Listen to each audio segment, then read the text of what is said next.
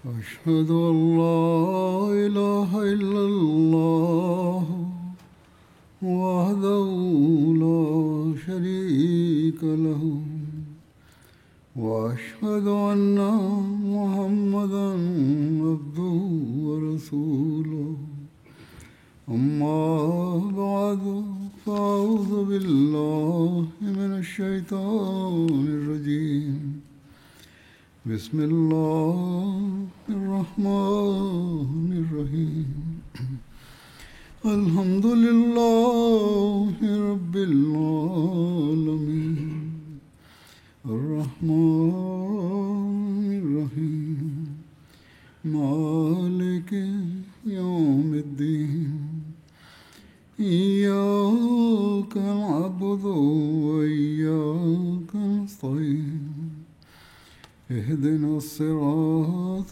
المستقيم صراط الذين أنعمت عليهم غير المغضوب عليهم ولا الضالين.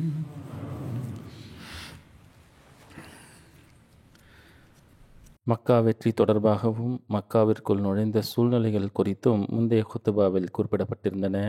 அதன் மேலும் விவரங்கள் இவ்வாறு ஆகும். அபு சுஃபியான் தன்னை கடந்து சென்ற வல்லமை மிக்க இறைவனின் படைகளை பார்த்த பிறகு வந்தபோது முஸ்லிம்கள் புனித பள்ளியிலிருந்து 10 மைல் தொலைவில் உள்ள மக்காவில் உள்ள ஒரு குடியேற்றமான ஜி தவாவை அடைந்தனர் என்றும் சஹாபிகள் அங்கு வந்தனர். மேலும் பெருமானார் ஸல்லல்லாஹு அலைஹி வஸல்லம் அவர்களுக்காக காத்திருந்தனர். அனைத்து சஹாபிகளும் அங்கு கூடினர். பெருமானார் ஸல்லல்லாஹு அலைஹி வஸல்லம் தனது பச்சை நிற உடையணிந்த படையுடன் வந்தார்கள் என்றும் இப்னு இசாக் எழுதியுள்ளார். ஹஜரத் அபூபக்கருக்கும் உஸைத் பின் ஹுதைருக்கும் இடையில் தனது ஒட்டகம் கஸ்பாவில் இருந்ததாக இப்னு சாத் எழுதியுள்ளார். நான் அல்லாஹ்வின் தூதர் ஸல்லல்லாஹு அலைஹி வஸல்லம் அவர்களை கண்டதாக ஹஜரத் அப்துல்லா பின் முஹஃபல் கூறுகிறார்கள். மக்கா வெற்றி பெற்ற நாளில் அன்னார் ஸல்லல்லாஹு அலைஹி வஸல்லம் அவர்கள் தனது ஒட்டகத்தில் இருந்தார்கள். மேலும் சூரா ஃபத்தஹை ஓதிக்கொண்டிருந்தார்கள். இது புகாரியின் அறிவிப்பாகும். ஹதரத்து அனஸிடமிருந்து அறிவிப்பு உள்ளது. பெருமானார் ஸல்லல்லாஹு அலைஹி வஸல்லம் அவர்கள், இது புகாரியின் அறிவிப்பாகும். அல்லாஹ்வின் தூதர் ஸல்லல்லாஹு அலைஹி வஸல்லம் அவர்கள் மக்காவிற்குள் நுழைந்தபோது மக்கள் அவரை பார்க்க வந்ததாக ஹஜரத் அனஸ் கூறுகிறார்கள். அவரது பணிவு காரணமாக அன்னாரது தலை சேனத்தை தொட்டு கொண்டிருந்தது. அதாவது அன்னார் ஸல்லல்லாஹு அலைஹி வஸல்லம் அமர்ந்திருந்த ஒட்டக இருக்கை முன்பகுதியை தொட்டு கொண்டிருந்தது. அன்னார் ஸல்லல்லாஹு அலைஹி வஸல்லம் அவர்கள் மக்காவிற்குள் நுழைந்தபோது அவர் ஒரு கருப்பு தலைப்பாகை அணிந்திருந்தார்கள். அவரது பதாகை கருப்பு நிறமாகவும் கொடியும் கருப்பு நிறமாகவும் இருந்தது. சில அறிவிப்புகளின்படி சிறிய கொடி வெண்மையாக இருந்தது. அன்னார் ஸல்லல்லாஹு அலைஹி வஸல்லம் அவர்கள் ஜி துவாவில் மக்களின் நடுவில் நின்றார்கள். வெற்றியையும் ஏராளமான முஸ்லீம்களையும் கண்டதும் பெருமானார் ஸல்லல்லாஹு அலைஹி வஸல்லம் அவர்களுடைய அருளுக்குரிய முடி ஒட்டகத்தை தொட்டு கொண்டிருந்தது அல்லது பணிவு காரணமாக அதை தொடவிருந்தது. அன்னார் ஸல்லல்லாஹு அலைஹி வஸல்லம் அவர்கள் கூறினார்கள், அல்லாஹும்ம இன்னல் ஐஷுல் ஆஹிரா. அல்லாஹ்வே, உண்மையான வாழ்க்கை மறுமை வாழ்க்கையாகும் என்றார்கள். நீதி, பணிவு மற்றும் பணிவின் மற்றொரு அம்சம் என்னவென்றால், அன்னாரது விடுதலை பெற்ற அடிமை ஸைத் பின் ஹாரிசாவின் மகன் ஒசாமாவை தமக்கு பின்னால் சவாரில் அமர்த்தியிருந்தார்கள். இருப்பினும் குறைஷிகளின் தலைவர்களும் பனு ஹிஷாமின் மகன்களும் இருந்தனர். மாணவி ஸல்லல்லாஹு அலைஹி வஸல்லம் அவர்கள் ரமலான் மாதத்தில் மக்காவிற்குள் நுழைந்தார்கள். அந்த நேரத்தில் சூரியன் சிறிது உதயமாகியிருந்தது. அதற்கு வாக்களிக்கப்பட்ட மஸீஹ் அலைஹிஸ்ஸலாம் அவர்கள் கூறுகிறார்கள், இறைவனின் சிறப்பு ஊழியர்களுக்கு வழங்கப்படும் இந்த உயர்வு பணிவின் நிறத்தில் உள்ளது. மேலும் ஷைத்தானின் உயர்வு ஆணவத்துடன் கலந்திருந்தது. பாருங்கள், நமது தூய நபி ஸல்லல்லாஹு அலைஹி வஸல்லம் அவர்கள் மக்காவை வென்றபோது, அந்த மக்காவில் எல்லா வகையிலும் எதிர்க்கப்பட்டு காயமடைந்த போது, கஷ்டங்கள் மற்றும் சிரமங்கள் நிறைந்த நாட்களில் அவர் தலை குனிந்து வணங்கியது போலவே இப்போதும் தலை குனிந்து வணங்கினார்கள். நான் இங்கிருந்து எந்த நிலையில் சென்றேன், இப்போது நான் எந்த நிலையில் வந்துள்ளேன் என்பதை கண்டபோது அன்னாரது உள்ளம் இறைவனுக்கு நன்றியால் நிறைந்தது. மேலும் அன்னார் ஸல்லல்லாஹு அலைஹி வஸல்லம் சஜ்தா செய்தார்கள். மக்காவை வென்ற நாளில் அவர் எங்கு நின்றார்கள் என்பது குறித்து இவ்வாறு எழுதப்பட்டுள்ளது. மக்காவை நெருங்கி மக்காவில் தங்குவது எங்கே இருக்கும் என்று மக்கள் கேட்டபோது அன்னார் ஸல்லல்லாஹு அலைஹி வஸல்லம் அவர்கள் கூறினார்கள், மக்காவில் அக்கீல் எங்களுக்கு என்று ஒரு வீட்டையும் விட்டு சென்றுள்ளாரா? அக்கீல் ஹதரத் அபூ தாலிபின் மகன் ஆவார். அவர் ஹுதைபியாவுக்கு சற்று முன்பு இஸ்லாத்திற்கு மாறியவராவார். அதற்கு முன்பு அவர் தனது அனைத்து சொத்துக்களையும் விற்றுவிட்டதாக கூறப்படுகிறது. பின்னர் அன்னார் ஸல்லல்லாஹு அலைஹி வஸல்லம் அவர்கள் எங்கள் முகாம் கைஃப் பனி கனானாவில் இருக்கும் என்றும் அங்கு குறைஷிகள் நம்பிக்கையின்மையின் சத்தியம் செய்ததாகவும் அனைத்து சஹாபிகள் அங்கு ஒன்று கூடும்படி கட்டளிடப்பட்டதாகவும் கூறினார்கள். அன்று அவருடன் இருந்தவர்களில் நானும் இருந்ததாக ஹசரத் ஜாபிரிடமிருந்து அறிவிக்கப்படுகிறது. மக்கா வெற்றி பெற்ற நாளில் நான் பெருமானார் ஸல்லல்லாஹு அலைஹி வஸல்லம் அவர்களுடன் நுழைந்தேன்.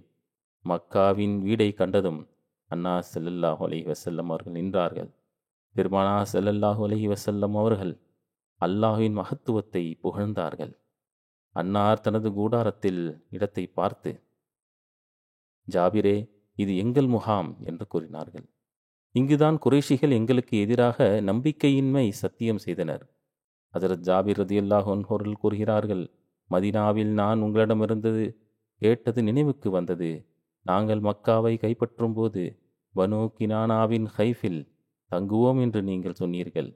அங்கு அவர்களின் நம்பிக்கையின்மை நிலையில் அவர்கள் பனு ஹாஷிடமிருந்து வாங்கவோ விற்கவோ மாட்டோம், அவர்களிடம் திருமணம் செய்து கொள்ளவோ மாட்டோம், அவர்களுக்கு அடைக்கலம் கொடுக்கவோ மாட்டோம் என்று சத்தியம் செய்து ஷுவைப் அபு தாலிப் என்ற குகையில் அடைத்து வைக்கும்படி கட்டளை இட்டிருந்தார்கள்.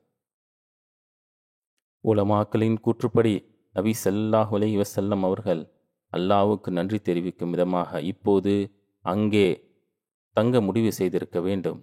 ஏனெனில் சிலர் இதை நம்புகிறார்கள். சில அறிவிப்புகளின்படி மக்காவில் உள்ள தங்களது சொந்த வீட்டை தவிர்த்து வேறு எந்த வீட்டிலாவது தங்கும்படி அன்னாரிடம் கேட்கப்பட்டது. அன்னார் ஸல்லல்லாஹு அலைஹி வஸல்லம் அவர்கள் மறுத்து, நான் வேறு எந்த வீட்டிற்கும் நுழைய மாட்டேன் என்று கூறினார்கள். ஹஜ்ரத் அபு ரஃபி ஹஜூனில் கூடாரத்தை அமைத்தார்கள். ஹஜ்ரத் உம்மு சலமா மற்றும் மைமூனா நபி ஸல்லல்லாஹு அலைஹி வஸல்லம் அவர்களுடன் சென்றார்கள். ஹுஜூனிலிருந்து ஒவ்வொரு தொழுகைக்கும் பெருமானார் ஸல்லல்லாஹு அலைஹி வஸல்லம் அவர்கள் மஸ்ஜிதுல் ஹராமுக்கு வருவார்கள். ஹஜரத் முஸ்லிஹ்மூத் ரலியல்லாஹு அன்ஹு அவர்கள் வரலாற்று புத்தகங்களிலிருந்து இவ்வாறு கூறுகிறார்கள், அல்லாஹ்வின் தூதர் ஸல்லல்லாஹு அலைஹி வஸல்லம் அவர்கள் மக்காவிற்குள் நுழைந்தபோது மக்கள் அவரிடம், அல்லாஹ்வின் தூதரே ஸல்லல்லாஹு அலைஹி வஸல்லம், நீங்கள் உங்கள் வீட்டில் தங்குவீர்களா என்று கேட்டார்கள். அதற்கு அவர்கள், சிறிய தந்தையின் மகன் அக்கீல் எங்களுக்கு ஏதாவது வீட்டை விட்டு சென்றிருக்கிறாரா என்று கேட்டார்கள். அதாவது, நான் ஹிஜ்ரத் செய்த பிறகு என் உறவினர்கள் என் சொத்துக்கள் அனைத்தையும் விற்று விழுங்கிவிட்டார்கள். இப்போது எனக்கு மக்காவில் இடமில்லை. பின்னர் அன்னார் ஸல்லல்லாஹு அலைஹி வஸல்லம் அவர்கள், நாங்கள் ஹைஃப் பனி கினானாவில் தங்குவோம் என்று கூறினார்கள். இது மக்காவில் உள்ள ஒரு மைதானமாகும். இங்கு பனு ஹாஷிம் மற்றும் பனு அப்துல் முத்தலிப் ஆகியோர் அல்லாஹ்வின் தூதர் முஹம்மது ஸல்லல்லாஹு அலைஹி வஸல்லம் அவர்களை கைப்பற்றி அவரை எங்களிடம் ஒப்படைக்கும் வரை அவர்களுடன் நாங்கள் திருமணம் செய்து கொள்ளவோ அல்லது வாங்கவோ விற்கவோ மாட்டோம் என்று சத்தியம் செய்தனர். இந்த ஒப்பந்தத்திற்கு பிறகு அல்லாஹ்வின் தூதர் ஸல்லல்லாஹு அலைஹி வஸல்லம் அவர்கள் மற்றும் அவர்களின் சிறிய தந்தை அபு தாலிப் மற்றும் அவரது ஜமாத்தை சேர்ந்த அனைவரும் அபு தாலிப் பள்ளத்தாக்கில் தஞ்சம் புகுந்தனர். 3 வருட கடுமையான துன்பங்களுக்கு பிறகு அல்லாஹ் அவர்களை காப்பாற்றினான். அல்லாஹ்வின் தூதர் ஸல்லல்லாஹு அலைஹி வஸல்லம் அவர்களின் இந்த தேர்வு எவ்வளவு நுட்பமானது!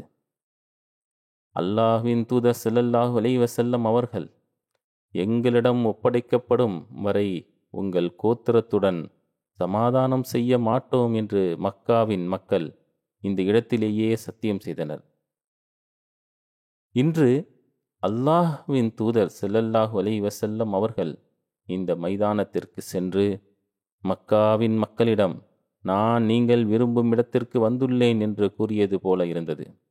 ஆனால் சொல்லுங்கள், இன்று என்னை உங்கள் அடக்குமுறைக்கு ஆளாக்க உங்களுக்கு சக்தி இருக்கிறதா?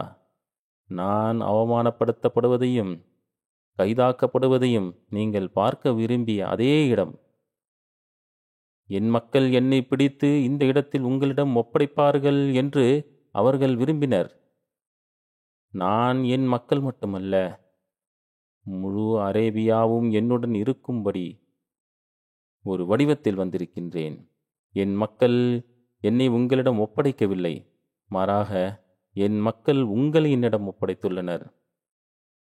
இறைவனின் வல்லமையால் இந்த நாளும் ஒரு திங்கட்கிழமை முஹம்மது ஸல்லல்லாஹு அலைஹி வஸல்லம் அவர்கள் தௌர் குகையை விட்டு வெளியேறி அபூபக்கர் ரலியல்லாஹு அன்ஹு அவர்களுடன் மதீனாவுக்கு சென்ற அதே நாளாகும்.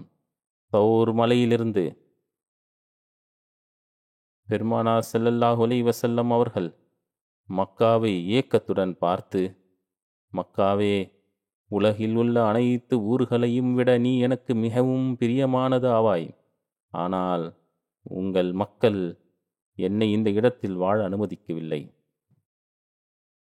ஹசரத்து உம்மே ஹானி பின்த் அபி தாலிப் கூறுகிறார்கள், ரசூலுல்லாஹி ஸல்லல்லாஹு அலைஹி வஸல்லம் அவர்கள் மக்காவின் மேல் பகுதியில் முகாமிட்டிருந்தபோது பனு மக்சூமை சேர்ந்த எனது கணவர் வழி உறவினர் இருவர் என்னிடம் ஓடி வந்ததாக ஹசரத் உம்மே ஹானி பின்த் அபி தாலிப் கூறுகிறார். என் சகோதரர் ஹசரத் அலி என்னிடம் வந்து, இறைவன் மீது ஆணையாக நான் அவர்கள் இருவரையும் கொன்று விடுவேன் என்றார். நான் அவர்கள் இருவருக்கும் என் வீட்டில் தஞ்சம் தந்து கதவை மூடினேன். பின்னர் நான் மக்காவின் மேல் பகுதியில் இருந்த ரசூலுல்லாஹி ஸல்லல்லாஹு அலைஹி வஸல்லம் அவர்களிடம் வந்தேன். பிசைந்த மாவின் தடயங்கள் இருந்த ஒரு பாத்திரத்தில் அன்னார் குளிப்பதைக் கண்டேன். அன்னாருடைய மகள் ஹஜ்ரத் ஃபாத்திமா அன்னாரை துணியால் மறைத்திருந்தார்கள். குளித்த பிறகு பெருமானார் ஸல்லல்லாஹு அலைஹி வஸல்லம் அவர்கள் தனது ஆடைகளை மாற்றிக்கொண்டு பின்னர் நண்பகலில் 8 ரக்கத் தொழுதார்கள். பின்னர் அவர் என் பக்கம் திரும்பி, உம்மே ஹானி, வாழ்த்துக்கள், நீங்கள் எதற்காக வந்தீர்கள் என்று கேட்டார்கள். இந்த 2 மனிதர்கள் மற்றும் ஹஜரத் அலி பற்றிய முழு கதையையும் அவர் கூறினார். ஹஜரத் அலி அவர்களை கொல்ல விரும்பினார். நான் அவர்களை என் வீட்டில் மறைத்து வைத்தேன். ரசூலுல்லாஹி ஸல்லல்லாஹு அலைஹி வஸல்லம் அவர்கள், நீங்கள் யாருக்கு அடைக்கலம் கொடுத்தீர்களோ அவர்களுக்கு நாங்கள் அடைக்கலம் கொடுத்தோம், மேலும் நீங்கள் யாருக்கு பாதுகாப்பு அளித்தீர்களோ அவர்களுக்கு நாங்கள் பாதுகாப்பு அளித்தோம் என்று கூறினார்கள். எனவே அவர்களை கொல்லக்கூடாது. அதாவது நபி ஸல்லல்லாஹு அலைஹி வஸல்லம் அவர்கள் கூறுகின்றார்கள், ஹஜரத் அலி அந்த நபர்களை கொல்ல மாட்டார். இந்த 2 மனிதர்களும் ஹஜரத் உம்மே ஹானியின் உறவினர்களான ஹாரிஸ் பின் ஹிஷாம் மற்றும் அப்துல்லா பின் ரபி ஆவார்கள். புகாரின் ஒரு அறிவிப்பில் அப்துர் ரஹ்மான் பின் அபி லைலா கூறியதாக அறிவிக்கப்பட்டுள்ளது, ஹஜரத் உம்மே ஹானியை தவிர எங்களில் யாரும் நபி ஸல்லல்லாஹு அலைஹி வஸல்லம் அவர்கள் மதியத் தொழுகையை தொழுவதாக கண்டதாக கூறவில்லை. அதாவது அன்னார் ஸல்லல்லாஹு அலைஹி வஸல்லம் அவர்கள் மதியத் தொழுகையை தொழுது கொண்டிருந்தார்கள் என்றும் அதற்கு வேறு எந்த சாட்சியும் கிடைக்கவில்லை என்றும் உம்மே ஹானி அவர்களிடமிருந்து வந்த செய்தி ஆக சொல்லப்படுகின்றது. மக்கா வெற்றி பெற்ற நாள் நபி ஸல்லல்லாஹு அலைஹி வஸல்லம் அவர்கள் தனது வீட்டில் வந்து குளித்துவிட்டு 8 ரக்கத்துகள் தொழுததாக அவர்கள், அதாவது ஹசரத் உம்மே ஹானி அவரிடமிருந்து இந்த அறிவிப்பு கிடைக்கின்றது. இதைவிட இலகுவான தொழுகையை நான் பார்த்ததில்லை. ஆனால் அவர் முழுமையாக குனிந்து சஜிதா செய்வார்கள். இது புகாரின் அறிவிப்பாகும். நபி ஸல்லல்லாஹு அலைஹி வஸல்லம் அவர்கள் தொழுத 8 ரக்கத்து தொழுகைகள், அது எந்த தொழுகை என்பது குறித்து உலமாக்கள் பல்வேறு கருத்துக்களை வெளிப்படுத்தியுள்ளனர். சிலர் இது பிற்பகல் தொழுகை அல்லது இஷ்ராக் என்று கூறினர். சிலர் இது இஷ்ராக் தொழுகை என்றும் சிலர் இது பிற்பகல் தொழுகை என்றும் கூறுகின்றார்கள். சிலரின் கூற்றுப்படி இந்த தொழுகை வெற்றிக்கான பிரார்த்தனை தொழுகையாகும். இது ஒரு நகரம் அல்லது கோட்டையை வென்ற பிறகு நன்றி செலுத்தும் தொழுகையாக தொழப்பட்டது. மேலும் இந்த மரபின் விளைவாக பின்னர் இஸ்லாமிய ஆட்சியாளர்கள் வெற்றிகளுக்கு பிறகு 8 ரக்கத்து தொழுகையை தொழத் தொடங்கினர் என்கின்றனர். மக்கா வெற்றியின் இரவில் சில மிக முக்கியமான விஷயங்களின் குறிப்பு கிடைக்கின்றன.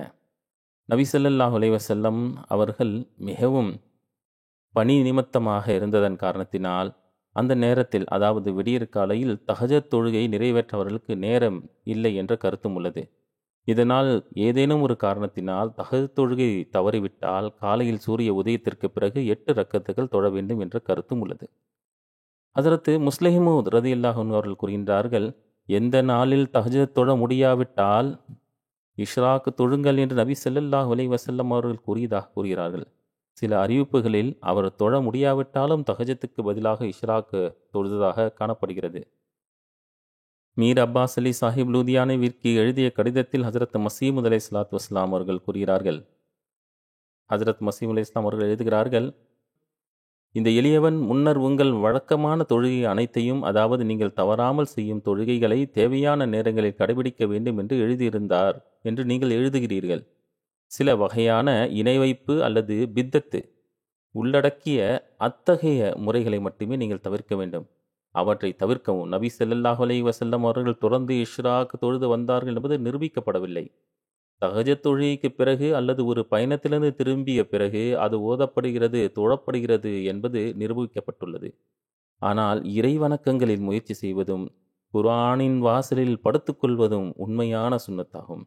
அதாவது ஒருவர் வணக்கத்தையும் அடிமத்தனத்தையும் அடைய பாடுபட வேண்டும். மேலும் அல்லாஹ்வின் வாசலில் படுத்து கிடப்பதே உண்மையில் சுன்னத்தாகும். மஸ்ஜிதில் ஹராமில் நுழைந்து தவாப் செய்வது பற்றி நபி ஸல்லல்லாஹு அலைஹி வஸல்லம் அவர்கள் நாளின் ஒரு பகுதியை தனது கூடாரத்தில் கழித்தார்கள். பின்னர் தனது ஒட்டகமான கஸ்வாவை அழைத்து தனது கூடாரத்தின் வாசலுக்கு அருகில் வைத்தார்கள். அவர் தனது ஆயுதங்களை எடுத்து மேலும் தமது தலையில் கவசம் வைக்க சென்றார்கள். சஹாபாக்கள் அன்னா ஸல்லல்லாஹு அலைஹி வஸல்லம் சுற்றி ஒரு வட்டத்தை உருவாக்கினர். அன்னா ஸல்லல்லாஹு அலைஹி வஸல்லம் தனது குதிரையில் ஏறினார்கள். கந்தமாவில் இருந்து ஹுஜூன் வரை குதிரைகளின் வரிசை இருந்தது. அல்லாஹ்வின் தூதர் ஸல்லல்லாஹு அலைஹி வஸல்லம் அவர்கள் கடந்து சென்றார்கள். ஹஜ்ரத் அபூபக்கர் அவர்களும் அன்னாருடன் இருந்தார்கள். அவர்களுடன் பேசிக் கொண்டிருந்தார்கள். ரசூலுல்லாஹி ஸல்லல்லாஹு அலைஹி வஸல்லம் அவர்கள் மக்கா வெற்றியின் போது கதா மலையின் திசையிலிருந்து மக்காவில் நுழைந்தபோது பெண்கள் தங்கள் சால்வைகளால் குதிரைகளின் முகத்தில் தள்ளியதாக கண்டதாக ஹஜ்ரத் அப்துல்லாவின் உமர் அறிவிக்கிறார்கள். அன்னா ஸல்லல்லாஹு அலைஹி வஸல்லம் ஹஜ்ரத் அபூபக்கர் ரலியல்லாஹு அன்ஹு அவர்களை பார்த்து சிரித்துக் கொண்டே, அபூபக்கரே, ஹஸ்ஸான் பின் சாபித் என்ன சொன்னார் என்று கேட்டார்கள். அதாவது ஹஸ்ஸான் பின் சாபித் சில கவிதைகளை பாடினார்கள்.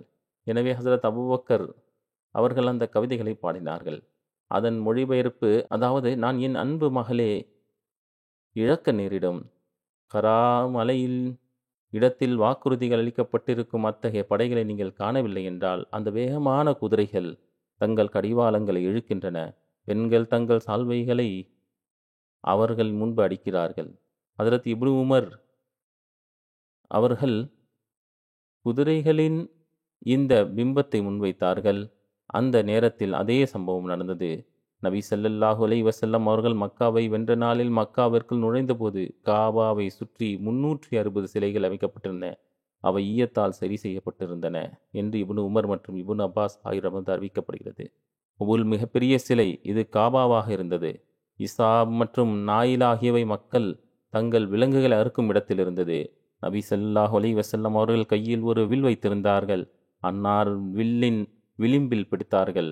அன்னார் ஸல்லல்லாஹு அலைஹி வஸல்லம் ஒரு சிலையை கடந்து செல்லும் போதெல்லாம் அதை கொண்டு அதன் கண்ணில் அடித்து ஜால் ஹக்கு வஸ்ஹக்கல் பாத்தில் இன்னல் பாத்தில கான ஜஹூகா என்று கூறுவார்கள். உண்மை வந்துவிட்டது, பொய் ஓடிவிட்டது, உண்மையில் பொய் ஓடிவிடப் போகிறது. அன்னார் ஸல்லல்லாஹு அலைஹி வஸல்லம் அவர்கள் காபாவை அடைந்து அதை பார்த்தார்கள். நபி ஸல்லல்லாஹு அலைஹி வஸல்லம் அவர்கள் தனது குதிரையில் ஏறி சென்று தனது கைத்தடியால் கருங்கல்லான ஹஜ்ரே அஸ்வதை தொட்டு அல்லாஹு அக்பர் என்று கூறினார்கள். அதற்கு பதிலாக முஸ்லிம்களும் தக்பீர் சொன்னார்கள். மக்கா அல்லாஹு அக்பர் என்ற முழக்கங்கள் எதிரொலிக்கும் வரை அவர்கள் தக்பீர் என்ற முழக்கங்கள் எழுப்பிக் கொண்டே இருந்தார்கள். பெருமானார் ஸல்லல்லாஹு அலைஹி வஸல்லம் அவர்களை அமைதியாக இருக்குமாறு செய்தார்கள். மலைகளில் இருந்த இணை வைப்பாளர்கள் இந்த காட்சியை பார்த்து கொண்டிருந்தார்கள். அன்னார் ஸல்லல்லாஹு அலைஹி வஸல்லம் அவர்கள் அல்லாஹ்வின் இல்லத்தை சுற்றி தவாப் செய்தார்கள். முஹம்மது பின் மஸ்லமா தனது ஒட்டகத்தின் கடிவாளத்தை பிடித்து கொண்டிருந்தார். அவர் ஹஜ்ரே அஸ்வதுக்கு வந்து அதை தொட்டு அல்லாஹ்வின் இல்லத்தை சுற்றி தவாப் செய்தார். அவர் தவாப் செய்து முடித்ததும் தனது மலையிலிருந்து கீழே இறங்கினார். ஒட்டகத்தை கட்ட பள்ளியில் இடம் கிடைக்கவில்லை. எனவே அவர் மக்களின் உள்ளங்கையில் இறங்கினார். அதாவது மக்கள் அவருக்கு முன்னால் கைகளை வைத்தார்கள் என்று இப்னு உமர் ரலியல்லாஹு அன்ஹு அவர்களிடமிருந்து அறிவிக்கப்படுகிறது. ஒட்டகம் வெளியே எடுக்கப்பட்டது. முஅம்மர் பின் அப்துல்லா வந்து ஒட்டகத்தை பள்ளத்தாக்கிற்கு அழைத்து சென்றார். ஒரு அறிவிப்பில் நபி ஸல்லல்லாஹு அலைஹி வஸல்லம் அவர்கள் மக்காவை கைப்பற்றிய நேரத்தில் அன்னார் ஸல்லல்லாஹு அலைஹி வஸல்லம் காபாவில் இருந்த அதற்குள் சென்று அதில் உள்ள ஒவ்வொரு உருவத்தையும் அழிக்குமாறு ஹஜரத் உமர் பின் ஹத்தாபிடம் கட்டளையிட்டதாக கூறப்படுகிறது. அதில் உள்ள ஒவ்வொரு உருவப்படமும் அழிக்கப்பட்டும் அதில் இருக்கின்ற ஒவ்வொரு படமும் அழிக்கப்படும் வரை நபி ஸல்லல்லாஹு அலைஹி வஸல்லம் அவர்கள் அதில் நுழையவில்லை.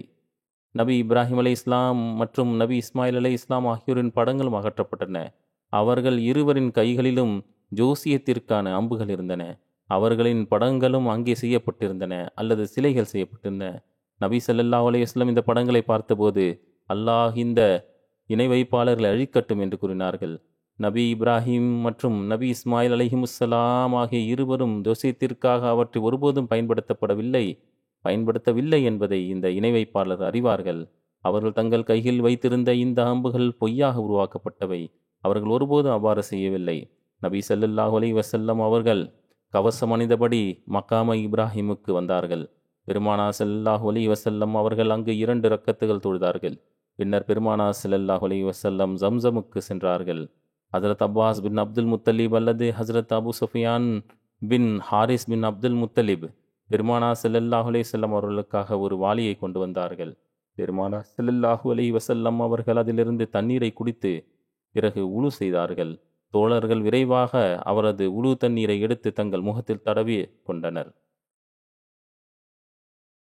இணை வைப்பாளர்கள் அவரை பார்த்து ஆச்சரியப்பட்டு இவ்வளவு பெரிய மன்னரை பற்றி அவர்கள் கேள்விப்பட்டதில்லை அல்லது பார்த்ததில்லை என்று கூறினார்கள்.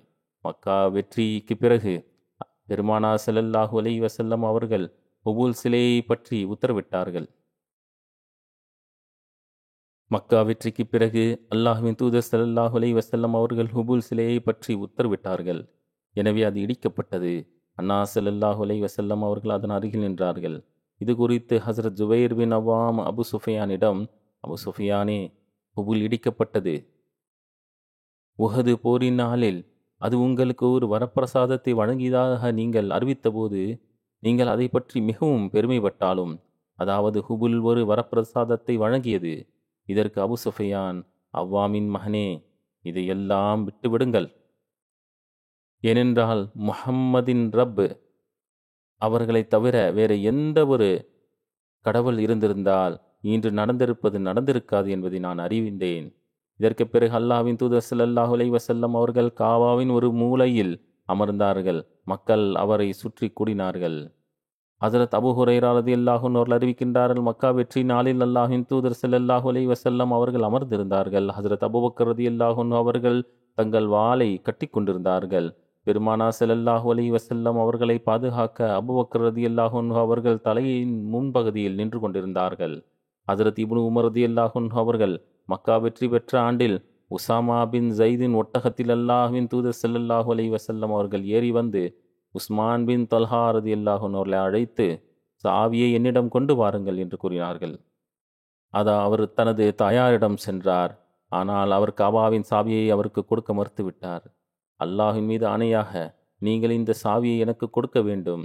இதை உங்கள் தாயாரிடம் சொல்லுங்கள். இல்லையெனில் இந்த வாள் என் முதுகில் இருந்து எடுக்கப்படும் என்று பெருமானா ஸல்லல்லாஹு அலைஹி வஸல்லம் அவர்கள் கூறினார்கள்.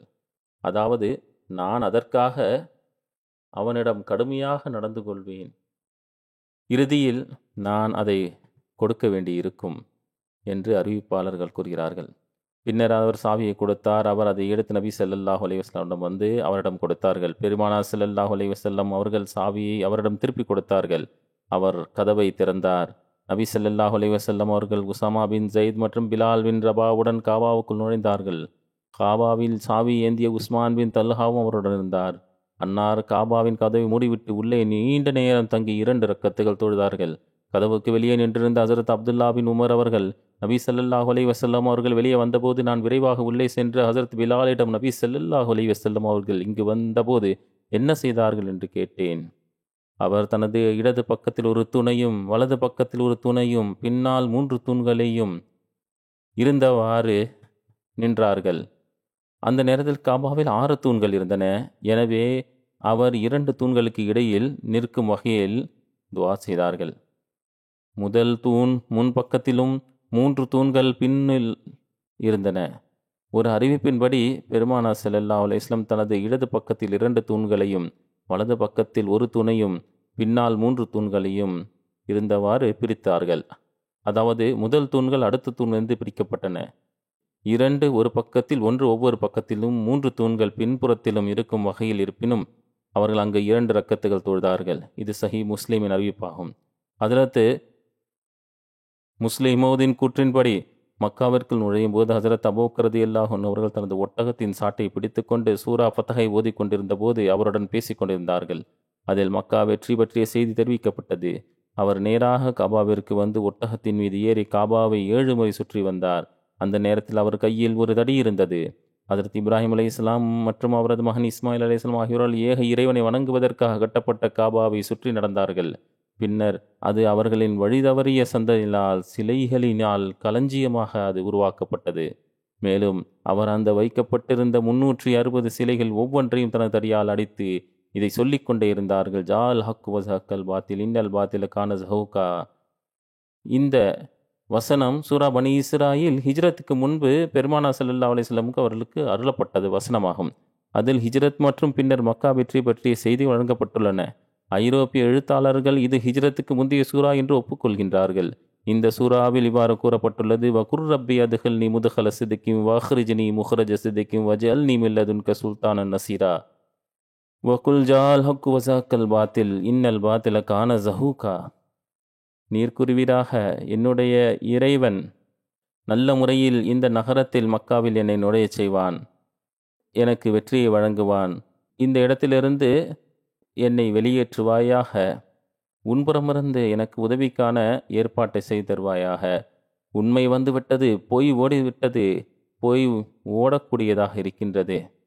தோல்வியடைந்து ஓடுவது பொய்யுக்கு எப்பொழுதும் நிர்ணயிக்கப்பட்ட விஷயமாகும். இந்த முன்னறிவிப்பின் நேரடி நிறைவேற்றம் மற்றும் ஹஜரத் அபூபக்கர் ரலியல்லாஹு அன்ஹு அவர்கள் அதை ஓதும்போது முஸ்லிம்கள் மற்றும் காஃபிர்கள் இதயங்களில் எழுந்திருக்க வேண்டிய உணர்ச்சிகள் வார்த்தைகளால் வெளிப்படுத்த முடியாது. எனவே இன்று இப்ராஹீமின் இடம் மீண்டும் ஏக இறைவனை வணங்குவதற்காக அர்ப்பணிக்கப்பட்டது. மேலும் சிலைகள் என்றென்றும் உடைக்கப்பட்டன. அல்லாஹ்வின் தூதர் ஸல்லல்லாஹு அலைஹி வஸல்லம் அவர்கள் ஹுபல் என்ற சிலையை தம்முடைய கோலால் தாக்கிய போது அது அதன் இடத்திலிருந்து விழுந்து உடைந்தது. ஹஜ்ரத் ஜுபைர் அபு சுஃபியானை புன்னையுடன் பார்த்து, அபு சுஃபியானே, உஹது நாளில் முஸ்லிம்கள் ஒருபுறம் காயமடைந்து காயத்துடன் நின்றபோது உங்கள் ஆணவத்தால் நீங்கள் உலுல் ஹுபுல் அதனுடைய மகத்துவம் பெரியது என்று அறிவித்தீர்கள் என்பதை நினைவில் கொள்க. அதாவது ஹுபுலின் மகிமை உயர்ந்தது. உஹது நாளில் முஸ்லிம்கள் மீது ஹுபுல் உங்களுக்கு வெற்றியை கொடுத்தது. இன்று ஹுபுல் துண்டுகள் உங்கள் முன் கிடப்பதை நீங்கள் காண்கின்றீர்கள். அபு சுஃபியான் கூறினார், இவைகளை விடுங்கள். இன்று நாம் தெளிவாக காணலாம், முஹம்மதுவின் கடவுள் அல்லாஹ்வின் தூதர் ஸல்லல்லாஹு அலைஹி வஸல்லம் அவர்களைத் தவிர வேறு கடவுள் இருந்திருந்தால் இன்று நாம் காணும் விஷயங்கள் ஒருபோதும் நடந்திருக்காது. என நபி ஸல்லல்லாஹு அலைஹி வஸல்லம் அவர்கள் காபாவுக்குள் இருந்த இப்ராஹிம் அலைஹிஸ்ஸலாம் மற்றும் பிறர் உருவங்களை அழிக்க உத்தரவிட்டார்கள். மேலும் காபாவின் இறைவனின் வாக்குறுதிகள் நிறைவேற்றப்பட்டதற்கு ஷுக்கருக்காக 2 ரக்கத்துகள் தொழுதார்கள். பின்னர் அன்னர் ஸல்லல்லாஹு அலைஹி வஸல்லம் அவர்கள் வெளியே வந்து 2 ரக்கத்துகள் தொழுதார்கள். ரசூலுல்லாஹி ஸல்லல்லாஹு அலைஹி வஸல்லம் அவர்கள் காபாவில் உள்ள உருவங்களை அழிக்க ஹஜரத் உமரை நியமித்தாரா? நாங்கள் ஹஜரத் இப்ராஹிம் அலைஹிஸ்ஸலாம் அவர்களை ஒரு தூதராக கருதுகிறோம் என்று நினைத்து ஹஜரத் இப்ராஹீமின் உருவத்தை அவர் அழிக்கவில்லை. அல்லாஹ்வின் தூதர் ஸல்லல்லாஹு அலைஹி வஸல்லம் அவர்கள் இந்த உருவப்படத்தை கண்டதும், உமர் அவர்களே, நீங்கள் என்ன செய்கிறீர்கள் என்று கேட்டார்கள். இப்ராஹீம் யூதரோ கிறிஸ்துவரோ அல்ல, ஆனால் அவர் அல்லாஹ்வுக்கு முழுமையாக கட்டுப்படுபவர், அல்லாஹ்வின் அனைத்து உண்மைகள் மீது நம்பிக்கை கொண்டவர் மற்றும் அல்லாஹ்வின் ஏகத்துவத்தின் அடியாராவார். எனவே அன்னாருடைய கட்டளைப்படி இந்த உருவப்படம் அழிக்கப்பட்டது. அல்லாஹ்வின் அடையாளங்களை கண்ட முஸ்லிம்களின் இதயங்கள் அன்று நம்பிக்கையால் நிரம்பியிருந்தன. மேலும் அல்லாஹ்வின் தூதர் முஹம்மதுவின் மகிமையின் மீதான அவர்களின் நம்பிக்கை. மாநபி ஸல்லல்லாஹு அலைஹி வஸல்லம் அவர்கள் ஜம்சம் நீரூற்றிலிருந்து குடிக்க தண்ணீர் கேட்டபோது அது அல்லாஹ் இஸ்மாயில் பின் இப்ராஹிமுக்கு அடையாளமாக வெளிப்படுத்திய ஊற்றாகும். அன்னா ஸல்லல்லாஹு அலைஹி வஸல்லம் அவர்கள் அதில் சிறிது குடித்துவிட்டு மீதமுள்ள தண்ணீரில் உழு செய்தார்கள். அவரது உடலில் இருந்து ஒரு துளி கூட தரையில் விழவில்லை. முஸ்லிம்கள் உடனடியாக அதை தாவி பிடித்து தங்கள் உடலில் ஒரு அருளாக பூசிக்கொள்கிறார்கள். மேலும் இணை வைப்பாளர்கள் உலகில் தனது மக்களால் இவ்வளவு நேசிக்கப்படும் ஒரு மன்னரை நாங்கள் பார்த்ததில்லை என்று கூறுவார்கள். ஹஜ்ரத் மஸீஹ் அலைஹிஸ்ஸலாம் அவர்கள் கூறுகிறார்கள், இந்த விஷயத்தை மனதில் முன்னிலையில் நினைவில் வைத்துக் கொள்ள வேண்டும். ஹஜ்ரே அஸ்வத் அல்லாஹ்வின் வீட்டில் இருப்பது போல இதயம் மார்பில் உள்ளது. நம் மார்பில் இருக்கும் மனித இதயத்திற்கு கருப்பு கல்லின் உதாரணத்தை அன்னார் அலைஹிஸ்ஸலாம் அவர்கள் தருகிறார்கள். காஃபிர்களுக்கு அங்கு சிலைகளை வைத்த ஒரு காலம் அல்லாஹ்வின் ஆலயத்திற்கும் வந்தது என்று அன்னார் கூறுகிறார்கள். இந்த நேரம் அல்லாஹ்வின் வீட்டிற்கு வந்திருக்க வாய்ப்பில்லை. ஆனால் இல்லை, அல்லாஹ் அதை ஒரு உதாரணமாக அமைத்துள்ளான். மனித இதயமும் கருப்பு கல்லை போன்றது. அவன் நெஞ்சம் அல்லாஹ்வின் வீட்டிற்கு ஒத்திருக்கிறது. அல்லாஹ்வை தவிர வேறு வண்ணங்களும் இந்த காபாவில் வைக்கப்பட்டுள்ள சிலைகளாகும். அதாவது அல்லாஹ்வை தவிர வேறு எந்த எண்ணங்களும் இதயத்திற்கு வந்தாலும் அவை அனைத்தும் சிலைகளாகும். நமது நபி ஸல்லல்லாஹு அலைஹி வஸல்லம் அவர்கள் 10,000 தூய மனிதர்களை கொண்ட ஜமாத்துடன் மக்காவில் சென்றபோது, மக்கா வெற்றி கொள்ளப்பட்ட போது அங்குள்ள சிலைகள் அழிக்கப்பட்டன. இந்த 10,000 தோழர்கள் ஆரம்பகால புத்தகங்களில் மலக்குகள் என்று விவரிக்கப்பட்டு இருக்கின்றார்கள். உண்மையில் அவர்களின் கண்ணியம் மலக்குகள் போன்றது. மலக்குகளின் கண்ணியம் என்னவென்றால், அவர்கள் யஃபலூன மா யுமரூன், சொல்வதை செய்வதுதான். மனித இனத்திற்கும் ஒரு வகையில் மலக்குகள் அந்தஸ்து உண்டு. அதேபோல் மனித இனம் தங்களுக்கு கொடுக்கப்படும் எந்த கட்டளைக்கும் கீழ்ப்படுகிறது என்பதன் மூலம் வகைப்படுத்தப்படுகிறது. அதேபோல் அனைத்து மனிதர்களின் கட்டளைக்கு கீழ்ப்படுகின்றன. எனவே அல்லாஹ்வை தவிர மற்ற சிலைகளை தோற்கடித்து ஒழிக்க இந்த வழியில் அவர்களை தாக்குவது அவசியமாகும். இந்த படை ஆன்மாவை தூய்மைப்படுத்துவதன் மூலம் தயாரிக்கப்படுகிறது. மேலும் அதை தூய்மைப்படுத்துவதற்கு வெற்றி வழங்கப்படுகிறது. அதன்படி திருக்குர்ஆனில் கூறப்பட்டுள்ளது, அது அஃப்லஹ மன் ஸக்காஹா. ஹதீஸிலும் குறிப்பிடப்பட்டுள்ளது, இதயம் சீர்திருத்தப்பட்டால் முழு உடலும் சீர்திருத்தப்படும். அது எவ்வளவு சரியான விஷயம்! கண்கள், காதுகள், கைகள், கால்கள், நாக்கு போன்ற பல உறுப்புகள் உண்மையில் இதயத்தின் ஃபத்வாவில் செயல்படுகின்றன. ஒரு எண்ணம் வருகிறது, பின்னர் அது தொடர்பாடைய உறுப்பு உடனடியாக அதில் செயல்பட தயாராகிறது. உங்கள் இதயங்களின் சிலைகளையும் அகற்ற வேண்டும். அப்போது நீங்கள் ஒரு உண்மையான மூமினாக மாறலாம் என்று அன்னார் அலைஹிஸ்ஸலாம் அவர்கள் இந்த உதாரணத்தை கொடுத்தார்கள். பெருமானார் ஸல்லல்லாஹு அலைஹி வஸல்லம் அவர்கள் அங்கு ஒரு உரையும் நிகழ்த்தினார்கள். மக்கா வெற்றி பெற்ற நாளில் அல்லாஹ்வின் தூதர் ஸல்லல்லாஹு அலைஹி வஸல்லம் அவர்கள் கூறியதாக ஹஜ்ரத் இப்னு அப்பாஸ் ரலியல்லாஹு அன்ஹு அவர்களிடமிருந்து அறிவிக்கப்பட்டுள்ளது, இப்போது ஹிஜ்ரத் இல்லை, ஆனால் ஜிஹாதும் நீயத்தும் இருக்கும். நீங்கள் ஜிஹாதுக்கு செல்ல அழைக்கப்பட்டால் ஜிஹாதுக்கு செல்லுங்கள். மேலும் இந்த மக்கா நகரம் வானங்களையும் பூமியையும் படைத்த நாளிலிருந்து அல்லாஹுவால் புனிதமாக அறிவிக்கப்பட்டுள்ளது. எனவே அது மறுமை நாள் வரை அல்லாஹுவால் புனிதமானது. எனக்கு முன் யாரும் இதில் சண்டையிட அனுமதிக்கப்படவில்லை.